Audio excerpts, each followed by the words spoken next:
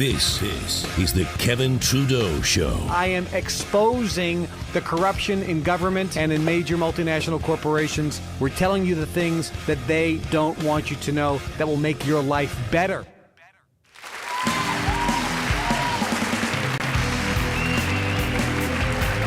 Welcome, welcome. Kevin Trudeau here, live. I am here, not someplace else. I am here. We have a phenomenal show today. I'm going to be giving you some amazing legal updates. I had a hearing this morning with the judge. I'll give you a legal update there. I'm also going to give you 2 movie recommendations today. And I might be taking some phone calls. First up, if you're new to the show, thanks for joining us. This is a show that I share with you everything they don't want you to know about that's going to improve the quality of your life, standard of living, and make you feel better. I'm going to give you some eye-opening, behind-the-scenes stuff. And if you notice my little plaque here today, it says former insider, and I am. Just in the last 3 weeks, I sat with a major guy in the CIA. We had many dinners and lunches together, and I was also with the founder and chairman of one of the largest, actually I think it's the second largest private equity firm in the world. If I mention the name, you would know it. And there's a lot of other people that I talked to. I was on the phone with somebody this morning who is one of the wealthiest guys in the Western Hemisphere, probably in the world, incredibly well connected. And when I say former insider, I'm kind of still. But as you know, the U.S. government has been trying to silence people like me, and just not me. People all around the world, governments are trying to silence people who are using the internet and using mass media communications to expose the secrets that they don't want you to know about. Because if you know it, then they lose their power and control. That's the bottom line. And this is happening all over the world. We know this. We absolutely know this. We see it now more so and clearer than ever before. My heinous crime was I wrote books that sold tens of millions of copies. And my original show, The Kevin Trudeau Show, over a decade ago, allegedly had over 100 million listeners a week from around the world. My TV infomercials and the shows that I was on television, I was on TV since 1989 every day.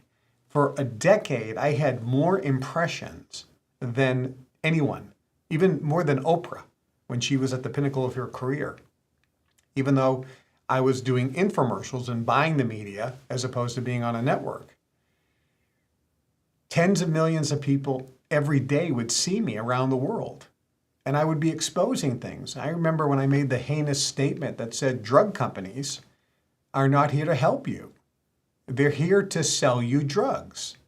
And if a drug company's goal was to keep you healthy, they'd be out of business because healthy people don't buy drugs. And I pointed out that drug companies, by the way, they do a lot of good things. There's good drugs that save lives. But drug companies are publicly traded companies, and the officers and directors of those companies have a fiduciary, which means a legal responsibility, to increase shareholder value. And the only way they can do that is to get more people taking more drugs every single day for the rest of their life. They have to continue to get more people around the world consuming more drugs on a regular or daily or monthly basis. It's not to cure disease and it's not to prevent disease. It's to sell drugs at the highest possible prices. And I said, there's a conflict of interest. And when I pointed that out, it was like the emperor's new clothes. I was saying something that everybody could see that was so obvious, but nobody dared talk about. And the proverbial crap hit the fan. And I got attacked and vilified in the media and by the government and sued civilly and even put in prison for contempt of court. And I got the largest prison sentence in the history of America for contempt of court, 10 years, for the non-crime of contempt of court. It's not a felony. It's not a misdemeanor. It's called surgeryritis, which I could be butchering the Latin, but it means a thing of its own. That's the world we live in. But there's no dramas. I'm still here. And right now, there's a lot going on. I had a hearing this morning with the judge. I can't tell you the details. I'm in negotiations with the Federal Trade Commission. We had 2 meetings last week. I can't tell you anything more than that. It's private. It's confidential. There's legal ramifications to that. I can't share anything. I'm not under a gag order, but it's when you meet and confer, you have to keep everything secret and private, and you can't reveal it. That's still going on. And I can tell you that when the judge made a ruling a week ago, he said that he's not going to put me in prison at this time because he thought that if I'm free, I can pay off the debt that they want me to pay faster, which is true.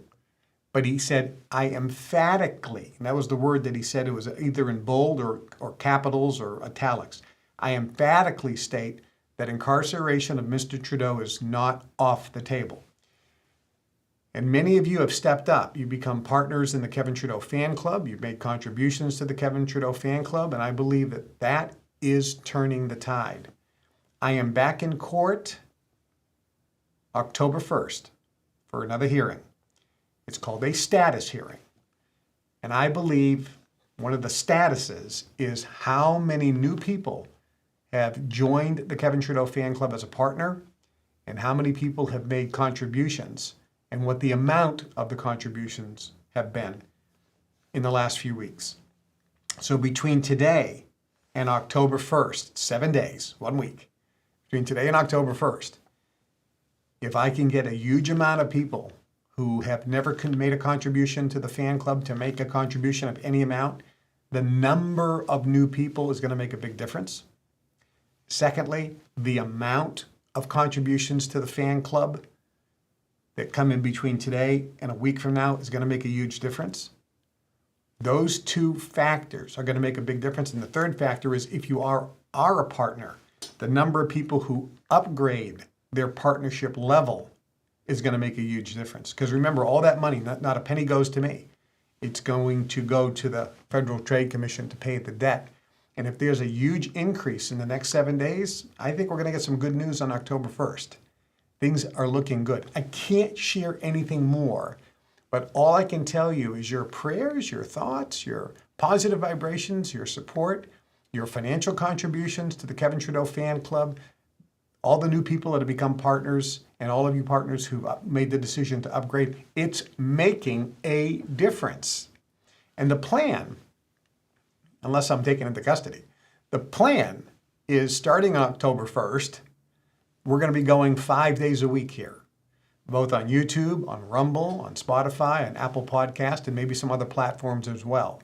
So we'll be going to 5 days a week doing this show. We'll also start the Sunday spiritual show. You can call it Sunday Church, but it's non-denominational. It's not Christian-based. It'll be talking about the Bible, the Quran, the Mahabharata, which is from the Indian tradition, the Ramayana, which in the Ramayana is the Bhagavad Gita, the Zohar, which is in the Jewish mysticism tradition, Kabbalah. There'll be a whole host of things, and I'll be talking about the spiritual nature of man, using those spiritual texts as a guide to show you that there's a lot more in common with all the world's religions, and there are disagreements. And we'll kind of go above that. So it'll be an eye-opening Sunday spiritual show, sharing you the scriptural, historical data that can improve the quality of your life and increase your awareness and consciousness, bringing you greater peace, joy, and happiness. I'm sure that's something you like. Yes, of course. Fantastic. So that's good. And on our show, Monday through Friday, I will be exposing things that they don't want you to know about health, about nutrition, about a whole host of topics. So it's going to be spectacular. The show is growing little by little every single day. We have more people subscribing and more views are going up on a regular basis. Month to month, we have the number of views on all of our platforms are going up. So we're making some progress. We haven't gone viral yet. We haven't gone back to the numbers that we had back when I had the show over a decade ago. 100 million people were viewing the show allegedly every single week from around the world. But we could potentially get there. And remember, I don't get paid for this. The money that comes in and from any source goes into the fan club account, and after the expenses, it goes to pay the Federal Trade Commission. So I'm not doing this for my health. I'm not doing this for me. I'm doing this because it's a mission and a purpose to help you. So if you want me to continue, please go to KevinTrudeauFanClub.com, make a contribution of any amount. If you're not a partner, become a partner.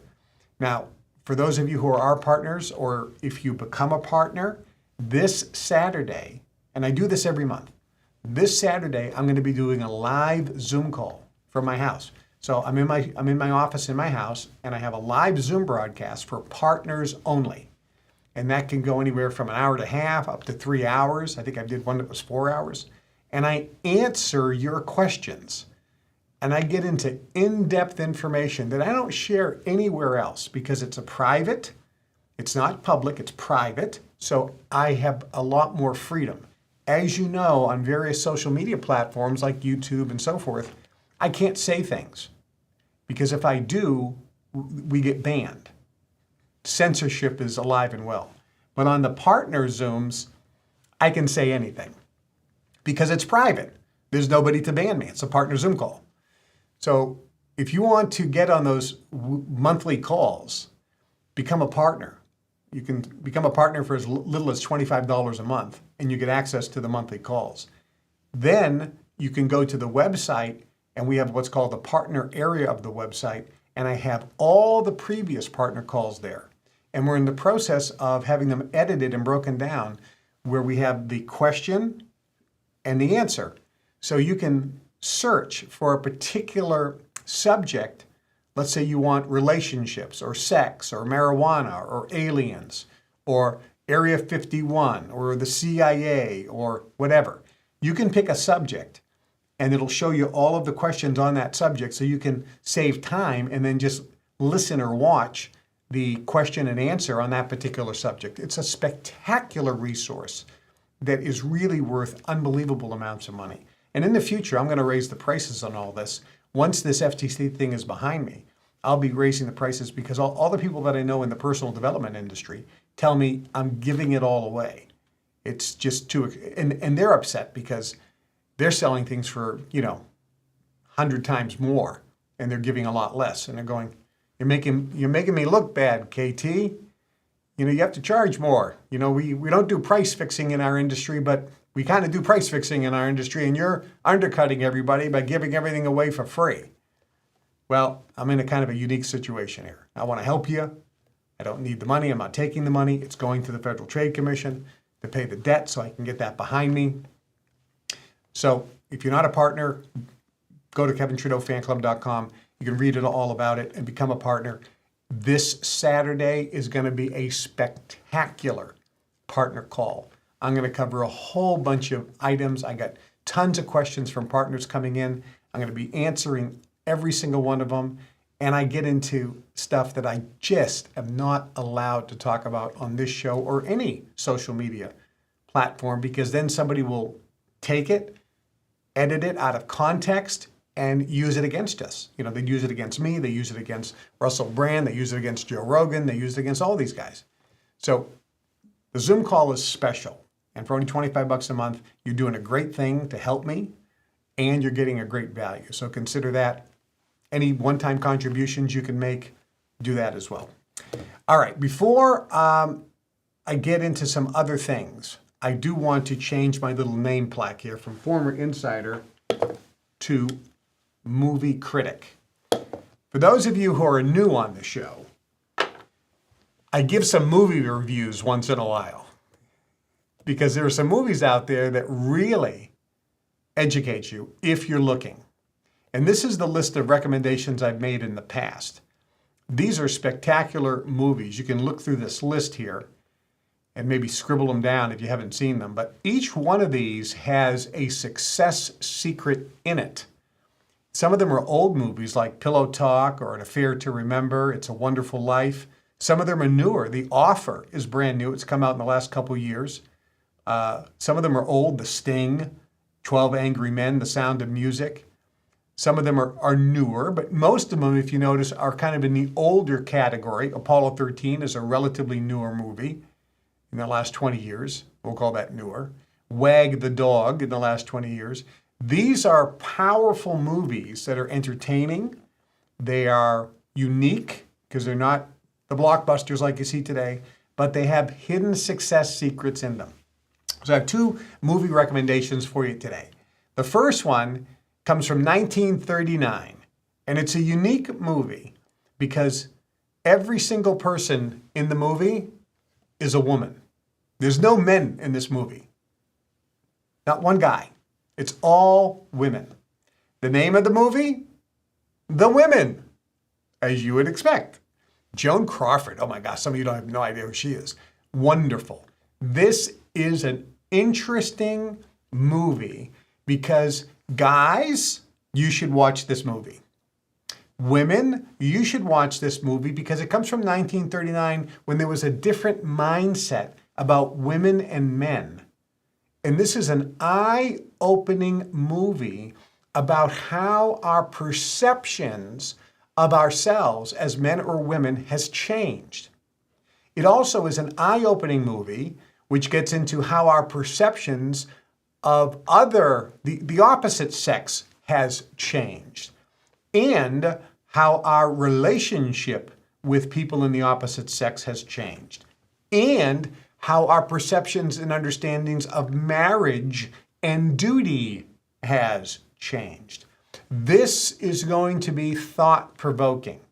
It's very empowering for women, I believe, but you be the judge.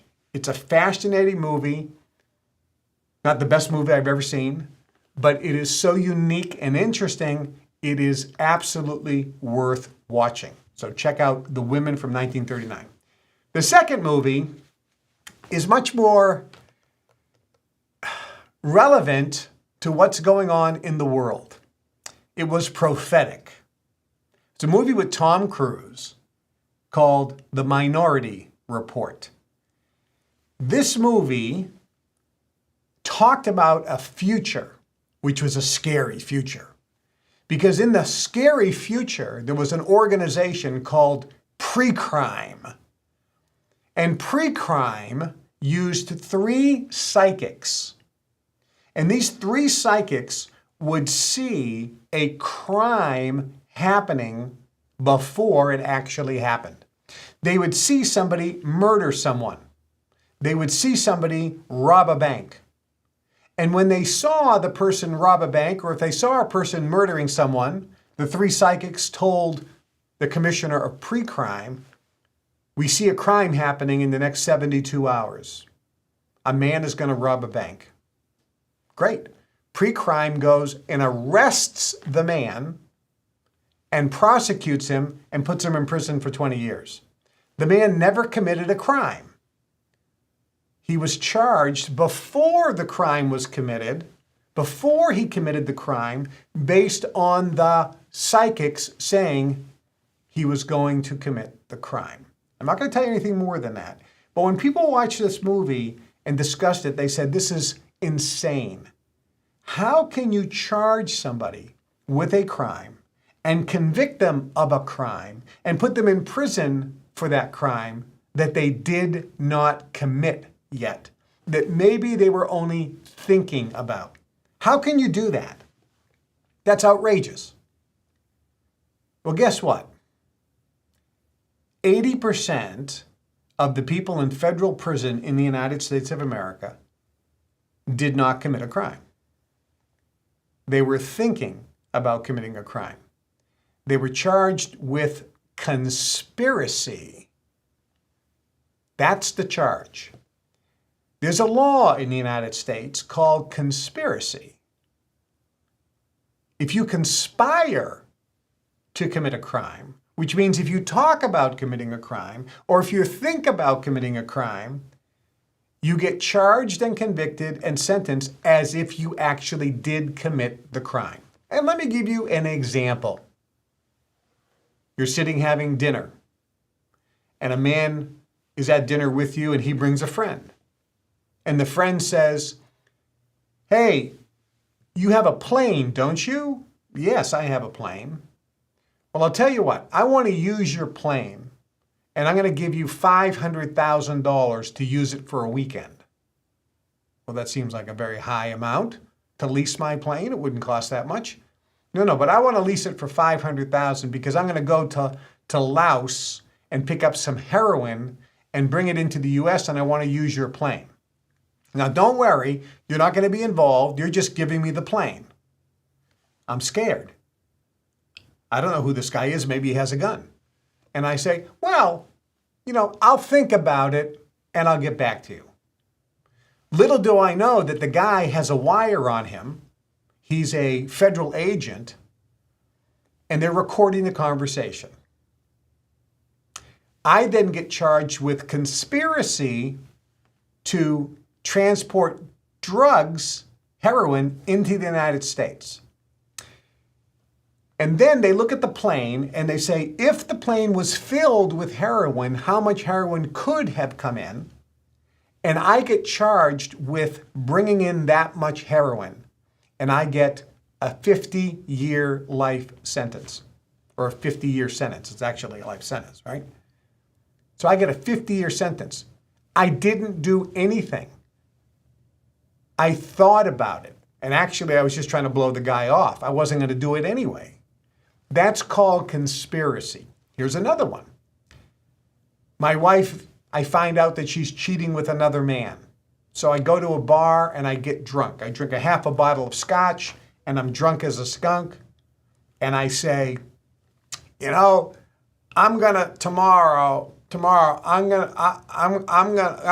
go buy a gun tomorrow. And then I'm going to go shoot her, and I'm going to shoot that guy that she's with. That's what I'm going to do. I'm going to kill them tomorrow. The bartender hears this, calls up the cops and says, "Hey, there's a guy who says he's going to kill his wife and his wife's lover." And they arrest me and charge me with conspiracy to commit murder. I didn't commit murder. And I actually wasn't going to commit murder because I was drunk, and I was upset, and I was hurt. And I was just talking. Doesn't matter. I get charged with conspiracy to commit murder, and I get 10 years or 15 years in prison. I did not commit a crime. That's called conspiracy. I'll tell you more about this. But the reason that that's significant, the reason that's important, is you need to know that the federal government and governments all around the world are not your friends. They institute laws so that they increase their power and control over you. That's really all you have to know. When you elect somebody, when you vote for somebody and they go into office, don't think that they're going to do anything good for you. Now, there are some very, very rare exceptions. Those are the people that are not politicians, that aren't in the system. That's why if a person is trying to become an elected official, and they're not a lifelong politician, and they're not part of the system, they are hated by everyone in politics. They're hated by everyone in the shadow government, which are the people that aren't elected, but that basically run the governments around the world. These are the staffers. They really run everything. And the media hates them as well. It's all about power and control. So I need you to understand that. In further shows, I'll talk more about it, and I'll bring some guests on who know exactly what this is about to give you even more depth and insight. This will open your eyes, it'll increase your awareness, increase your consciousness, and empower you, because now you really know what the deal is. And you can almost laugh when you hear this politician reading the teleprompter. It's almost comical. As a matter of fact, Trey, do we have that clip? Did you ever get that clip from that show? Yeah, give me a minute. I'll grab it. Okay, I want you to show this, because politicians basically are puppets on a string. What they do is they have everything that they say tested against focus groups. And I told you the story earlier on one of my shows about George Bush. And I know this because I was just with with the guy who's the, again, founder and chairman of the second largest private equity firm in the world. And look, I know the inside data is right there. So George Bush was with his people, and they said, we want you to say the phrase, no new taxes. If I'm elected, no new taxes. And Bush said, well, you know we're going to be increasing taxes. Oh, that doesn't matter. This phrase really tested well in focus groups. And Bush said, yeah, but it's a lie. It doesn't matter. We say this to get elected. What we say to get elected and what we actually do are two different things. You can't get fired. And it's okay to lie during the election. So just say what the people want to hear, what the focus groups say is good. That way you'll get elected, and then you can do whatever you want. He said, I don't like that. I don't think people are going to like that. No, the focus groups say it's going to be good. So the first time Bush is reading the teleprompter, he says, and if I'm elected president, no new taxes. And the people stood and applauded and cheered. And if you look at the clip, Bush looks around with this big smirk like, oh, wow, I guess people liked it. And then he says it again, no new taxes, and everyone cheers again. And it was really, really, really. And I'm the one who will not raise taxes. My opponent now says he'll raise them as a last resort or a third resort. But when a politician talks like that, you know that's one resort he'll be checking into. And Where's the read my lips one? That's the great one. Read my. My opponent won't rule out raising taxes. There was one where he says, read my lips, because that was the line. Read my lips, no new taxes. And he hated that. He goes, no one's going to like that. And then he said it for the first time, read my lips, no new taxes. And everybody applauded. Read my lips, no new taxes. I will keep America moving forward, always forward, for a better America, for an endless, enduring dream and 1,000 points of light. That was another one. This is my mission, and I will complete it. That boy. 1,000 points of light. That was another one that got the big focus group. But read my lips. That wasn't the first time he ever said it, because he was practiced at that time. But the first time, don't worry, you don't have to find it, Trey. But the first time he ever said it, it was so awkward. And then when everybody applauded, he just smiled like, wow, that got to go. I'm going to use this all the time. And then 1,000 points of light. That was another, what the hell does that mean? Elect me, 1,000 points of light. I mean, it was in the focus group. But there was a movie, and I will recommend this movie in the future, but there was a clip from the movie with Matt Damon. I think you got that. And Matt Damon is a politician in this movie, and he's working with all the political experts telling him what to say. And he's on stage, and I want you to listen to this because everything he's saying is 100% true. Watch this clip. I grew up not far away from here in Red Hook. I love you both. But we had a rule in my neighborhood. When you got in a fight, it wasn't whether or not you got knocked down. It's what you do when you get back up. And I came here to tell you tonight that I will get back up.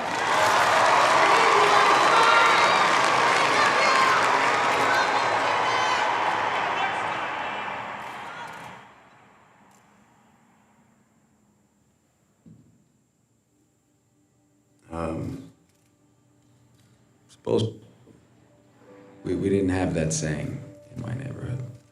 It's just one of those phrases that it had some traction with the focus group, and so we kept using it, but it's not true. You know, in 1998, I did a cover story for GQ. The title was Youngest Congressman Ever. And since then, every story has tried to explain how I got here so fast. And the word that people kept using was authentic. But here's the problem.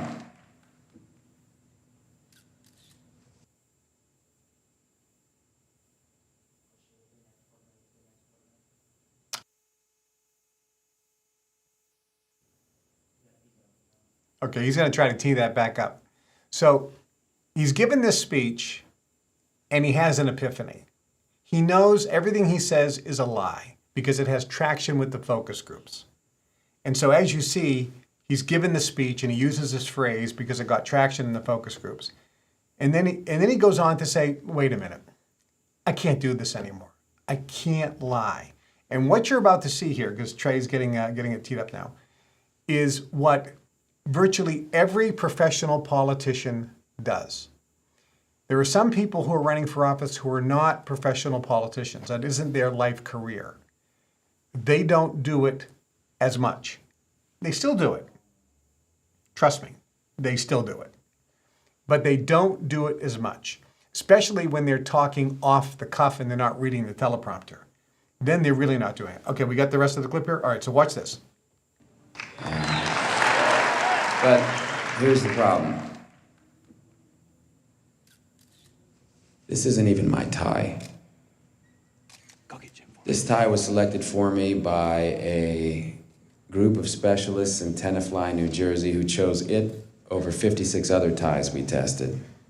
In fact, our data suggests that I have to stick to either a tie that is red or a tie that is blue. A yellow tie made it look as if I was taking my situation lightly, and I may in fact pull my pants down again at any moment. A silver tie meant that I'd forgotten my roots. My shoes. You know, shiny shoes we associate with high-priced lawyers and bankers. If you want to get a working man's vote, you need to scuff up your shoes a little bit, but you can't scuff them up so much that you alienate the lawyers and the bankers because you need them to pay for the specialists back in Tenafly. So what is the proper scuffing amount? Do you know we actually paid a consultant $7,300? Was it $7,300, Charlie? $7,300 for a consultant to tell us that this is the perfect amount of scuffing.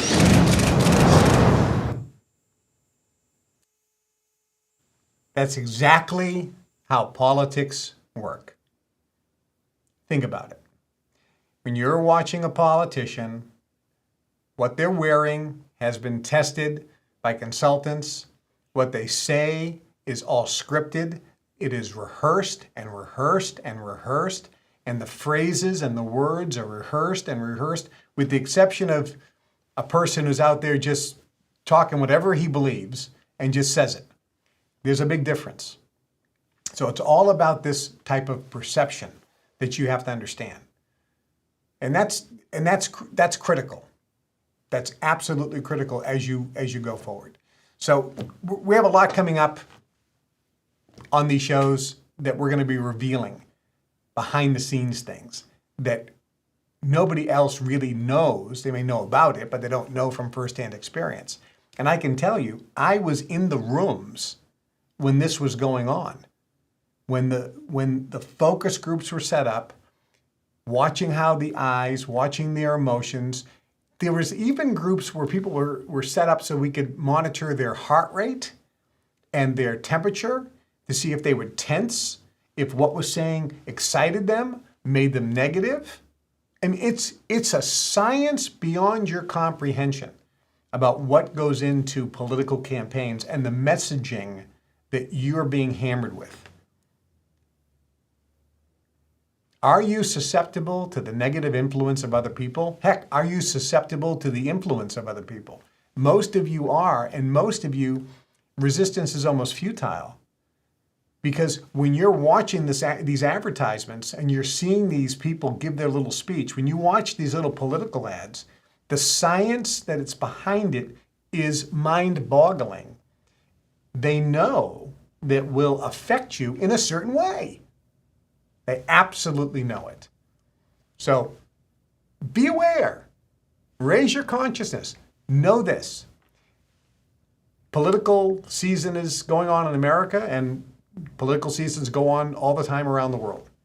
When you're seeing messaging from the media, when you're seeing messaging about a candidate in their advertising or in their speeches, know that you are being manipulated and lied to. If you rise above that and ask yourself, what has this person done over the last 4 years or 8 years in politics to improve my life? What's important to you? And ask, what have they done? Forget what they're saying, because that doesn't mean anything. What have they done? And then say, what do they want to do specifically, not in generalities, but specifically? Different candidates have different views of the world. You choose the one you like. One party believes we need to let tens of millions of people into the country without legal process. We want people who are uneducated, who are poor, who are broke. We want them in. Then we want to give them a path to citizenship, even though they come in illegally. They come in without the legal process. Another group will say, we want to only allow people into our country who are vetted, who come in legally, and we want the majority of those people educated with money, be able to support themselves. And we do want people that are uneducated laborers because we need laborers, but we want to let them come in legally. We want to make sure they're vetted so they don't have criminal backgrounds and so forth and so on. And they have some money to support themselves so they don't immediately go on welfare and public assistance. So people have different views. You choose the one that you like. I'm not telling you which one to choose. Everybody has different views. One group may say, we want to have all the manufacturing done in China and India and other countries and import the goods so that those countries do better. Another political group or candidate may say, no, we want to bring manufacturing back to our country so that the people in this country have a better standard and better quality of life. Manufacturing always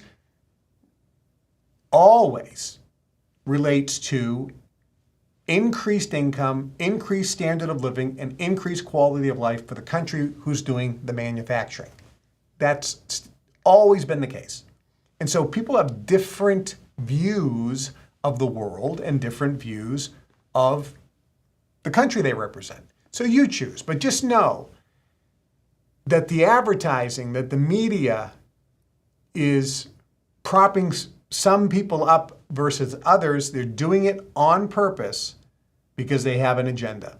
If you rise above that, you can see through it. You can see what's really behind it. You can see that it's a facade.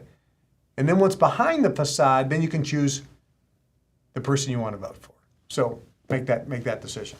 So that was movie critic. Now I'm going to go back to World's Best Mentor. I'm going to be World's Best Mentor right now. And we are going to go to the phone lines. How's that? We haven't taken phone calls in quite a while.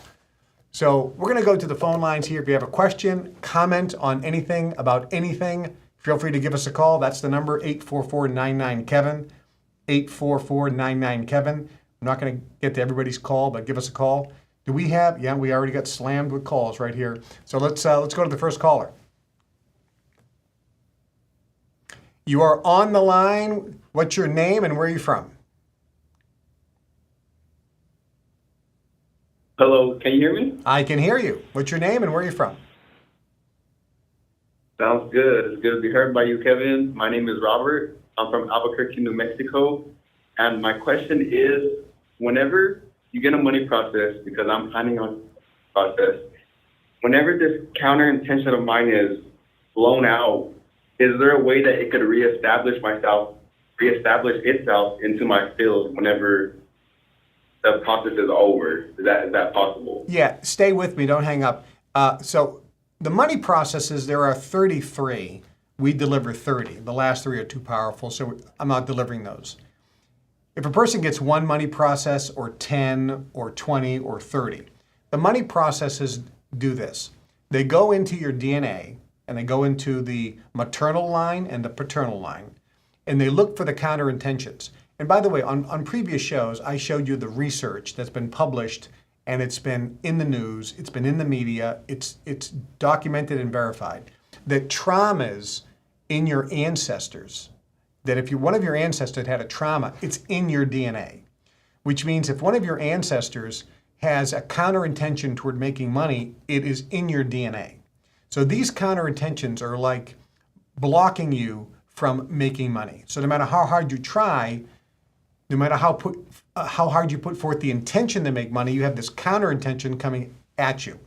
When the money processes clear that out, they're not coming back. So the counterintentions that's in your mother's line and your father's line that we clear out in the money processes, they don't come back. But there's a third area, and that is your own bank or your own memories. In this lifetime, you've made postulates or decisions about money, but also in previous lifetimes. So when we go back to previous lifetimes and clear out those counterintentions, they're not coming back either. And when we clear out the counterintentions that are in this lifetime, those past ones aren't coming back. But tomorrow, right after you do the money processes, you could go out there and state and implement and put into your field a counterintention postulate. Generally, that doesn't happen to any serious degree, because even if you do, it's minor compared to all the stuff that we got out. If you follow the 10 steps to manifesting, if you follow what's in the Success Mastery course and the Science of Personal Mastery course, and you follow the formula or pattern for success, you'll be achieving success, and you won't be putting those negative postulates in or programming or counterintentions. You'll be putting in the positive intentions into your field. And this is going to translate to your progeny. So if you have children, and by the way, if you already have children, it positively impacts them. Because when you have a DNA connection, if you change the DNA here, today, it'll change the DNA over there, which means if your DNA changes, you're positively impacting or negatively impacting your children and anybody else with some of that DNA. So it's not coming back. You could put it back in, but generally what we have seen since I started delivering the money processes is, especially if people are following the Success Mastery course, and if they're following the Science of Personal Mastery course, they're not putting in any counterintentions. Did that answer your question, Robert? Yes, that did. I understand 100%. Thank you. Good deal. Thanks for calling. Have a good day. You as well. All right, let's go to another caller, Trey. All right, you are on the line. What is your name and where you're from?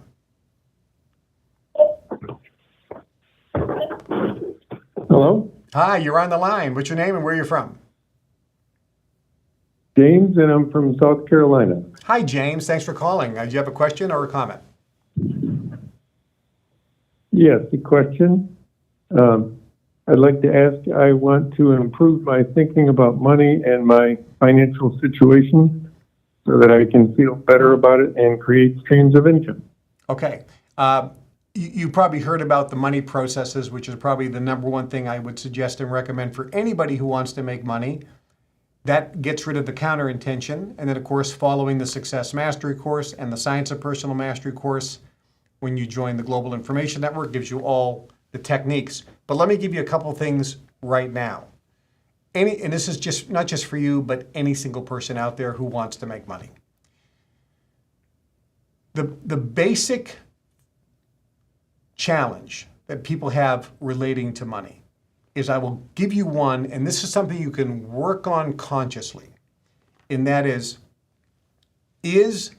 having a lot of money good or bad? So if I were to ask you right now, and you can give me the answer, do you feel that if you had a lot of money, that would be a good thing or a bad thing? What resonates? A good thing. A good thing. Okay. I can tell you're not very confident about that. It's like, yeah, it's a good thing. It's not an automatic good thing. It's yeah, it could be a good thing. And I can see in your field that you have a massive counter intention there. Let me ask you this. Your mother, in her line, were they religious at all?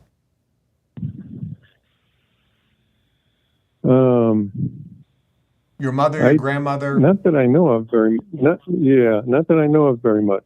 Okay. I haven't heard about them going to church or anything. Okay. How about your father? I was raised a Catholic, but after us kids stopped, the whole family went to church when we were kids, but after the kids grew up, my parents stopped going, and so all us kids stopped going.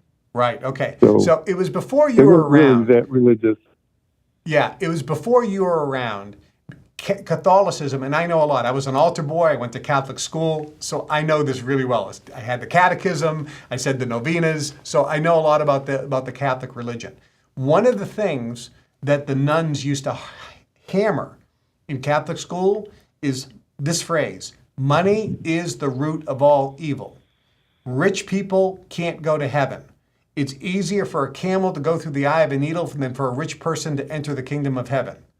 The poor shall inherit the earth, not the rich. This is the basic negative Christian, quote, Catholic counter-intention that's in the field. This is below your level of consciousness. Having money is of the devil. Being poor is of God. So this is a major issue that's in your field right now. So this is a counter-intention. So I'm going to work on this just for a second, and let me know if you feel anything in your physical body. Do you notice your feet getting hot at all? I'm busy. No. Okay. Do you have any sensation at all in your physical body? No. Okay. So now say this. Say money is good. Money is good. Say Actually, money is my bad. feet are a little tingly now. Money is bad. Okay. Which of those two resonate higher?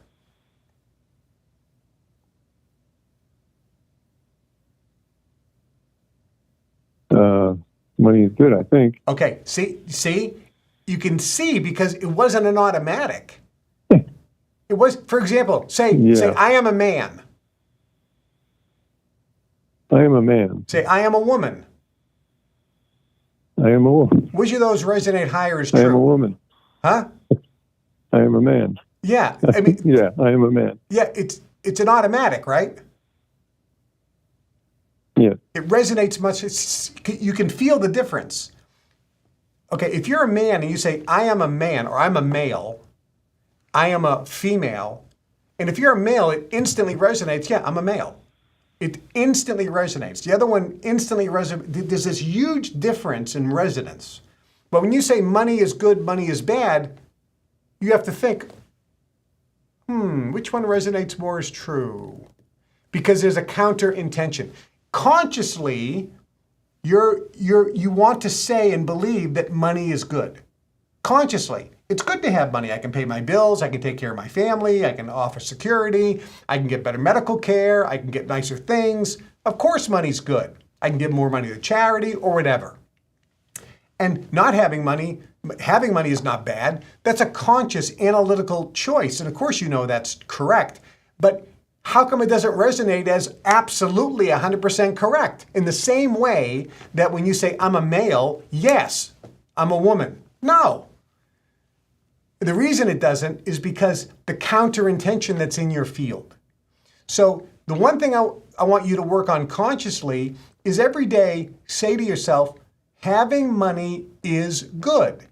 And keep working on that because that will start slowly eliminating the counter-intention that's in your field.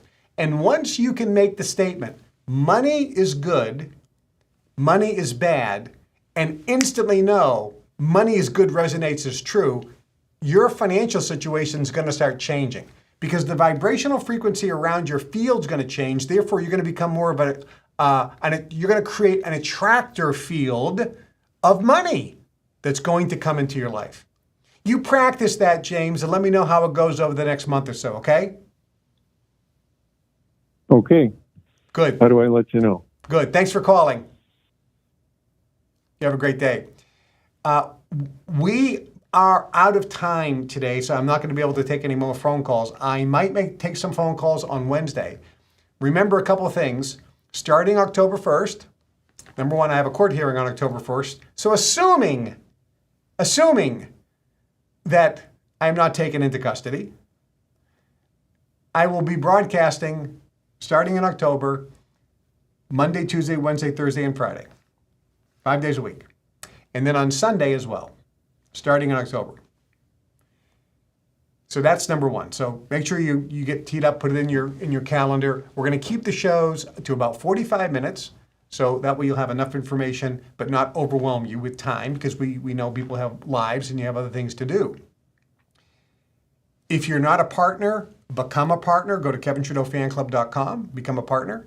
If you haven't made a one-time contribution, or if you can make some more, go there and make a one-time contribution. Or if you are a partner, upgrade. The reason is, in the next 7 days, I'm in court October 1st. I want to be able to, if need be, show the judge how many new people have made one-time contributions. So the number of you that make that one-time contribution is going to be critical, I believe, in keeping me out of prison. And then the amount that comes in, since it's all going to the FTC anyway, that's going to be critical to keep me free and keep the show going. And then the number of people that upgrade, that's going to be critical, because unless I'm doing the weekly Zoom calls or the monthly Zoom calls for partners, that could be affected. So those three critical things. So go to KevinTrudeauFanClub.com, make a one-time contribution if you can. A lot of options there. Become a partner if you're not, and if you are a partner, upgrade your partnership. I can tell you, in the last 5 days, we've had a massive influx of new people becoming partners and one-time contributions. When I had my call this morning with the judge, I believe that increase in the last 5 days made the critical difference. It was awesome, but we have a long way to go, I can tell you. We have a long way to go. But the good news is this situation could be coming to a conclusion. And once this is behind me, man, watch out. The benefits I'm going to be giving to partners are going to be off the charts. And people who are signed up as partners are going to be going, wow, I made the best decision of my life. And it will be. I'm Kevin Trudeau. Thanks for watching. Make sure you subscribe to the channel, share it, like, hit the thumbs up, and leave comments. And I'll see you on Wednesday. Remember, God loves you, and so do I. Many blessings, my friends. Bye-bye.